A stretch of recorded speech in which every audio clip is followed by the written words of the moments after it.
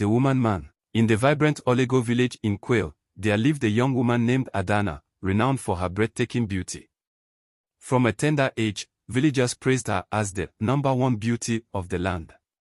With her radiant smile, sparkling eyes, and graceful demeanor, Adanna captured the hearts of many, filling the village with joy and admiration. But as she approached marriageable age, the tide of fortune began to change. As her sister, Chika, also blossomed into womanhood, the villagers' affection for Adanna started to wane. They suddenly favored Chika, showering her with compliments and attention, leaving Adanna feeling isolated and despised. Rumors spread that Adanna's beauty was a curse, and whispers of envy filled the air. Heartbroken, Adanna watched in disbelief as her betrothed, Obinna, whom she had loved deeply, broke off their engagement. He chose Chika instead, claiming that the village needed a fresher beauty to uplift its spirit. Adanna was devastated.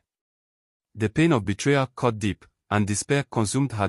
In her anguish, Adanna sought solace at her father's grave, a sacred place where she had always found comfort. Kneeling before the stone, she wept uncontrollably, her heart shattered. "Father," she cried, "why has this happened to me? Take me with you." Her voice echoed through the quiet graveyard, a sorrowful plea to the heavens. Suddenly, the air around her thickened, and a chilling wind swept through the trees. The spirit of her father, Okochukwu, awakened with fury, sensing his daughter's despair. He rose from the grave, determined to seek justice for his beloved child.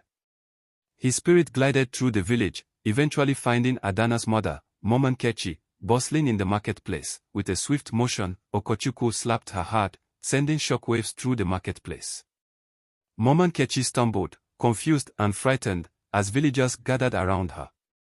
"Why have you done this?" she shouted, her voice trembling, but Okochukwu's spirit spoke with a booming authority, echoing through the crowd. "You have cursed my daughter.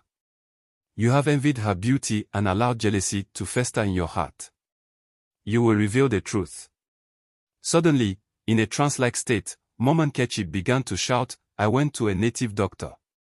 I stole the beauty of my husband's first daughter, Adanna, and gave it to my own daughter, Chika. I was jealous of the late wife and sought to ruin my husband's legacy." Gasps filled the marketplace as villagers absorbed her shocking confession. They had always believed Momankechi to be a caring mother, but now they saw her in a new light, one darkened by envy and malice. As her words sank in, Adanna felt a surge of energy course through her. The charm that had distorted her beauty was breaking. In that instant, the transformation began. Chika's face, once the epitome of beauty, began to morph, revealing the truth beneath a grotesque reflection of envy. Meanwhile, Adanna's beauty was restored, radiant as the sun. The villagers were astonished, witnessing the shift in fortune.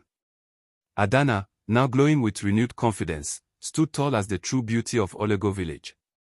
But as they looked at Chika, who was now marked by her mother's wickedness, they recoiled in horror, fearing the wrath of the spirits. The villagers rallied together, their hearts ignited by righteous anger. "Get out of our village," they shouted at Momankechi and Chika, chasing them away. "You have brought shame and darkness upon us." Adanna, though heartbroken by the betrayal of the woman she had thought was her mother, felt a sense of liberation wash over her. A new dawn had opened for her, a chance to reclaim her life and find happiness. In the days that followed, suitors flocked to Adanna, captivated by her beauty and spirit. But amidst the attention, she found herself longing for the companionship of a true friend, Obi, a childhood companion who had stood by her during her darkest days. He had always seen her for who she was, beyond beauty. One evening, as they sat together by the river, Adanna turned to Obi, her heart racing. "You have been my rock, my friend, through everything. I want you to be more than just a friend. Will you marry me?" Obi's face lit up with joy, his eyes shining with sincerity. "Adanna, I have always admired you, not just for your beauty but for your strength and kindness. I would be honored to be your husband." Their love blossomed, built on trust and understanding. Together, they embarked on a journey of success, working side by side in the fields, cultivating crops that fed the village. They shared their bounty, ensuring no one went hungry, and Adanna's heart overflowed with gratitude. As time passed, the villagers saw the transformation of Olego village, now thriving under the leadership of Adanna and Obi. They organized festivals celebrating their unity, inviting everyone to share in the joy and prosperity they had cultivated, but Mom Nkechi and Chika, shunned by their own actions, wandered from village to village, carrying the shame of their deeds. They learned that envy only led to isolation, while love and kindness brought communities together. Adanna often visited her father's grave, thanking him for the strength he had given her. "I have found my path, Father," she would whisper. "Though my journey was filled with pain, I have risen stronger, and I will honor your memory by spreading love and compassion."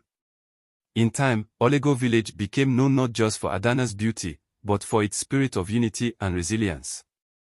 The story of the woman-man spread far and wide, a tale of redemption, love, and the true meaning of beauty, a beauty that shines from within, undiminished by envy or malice. And as the sun set each evening, casting golden rays over the village, Adanna and Obi would sit by the river, hand in hand, grateful for the life they had built together, a life rooted in love, trust, and a shared vision for a brighter future.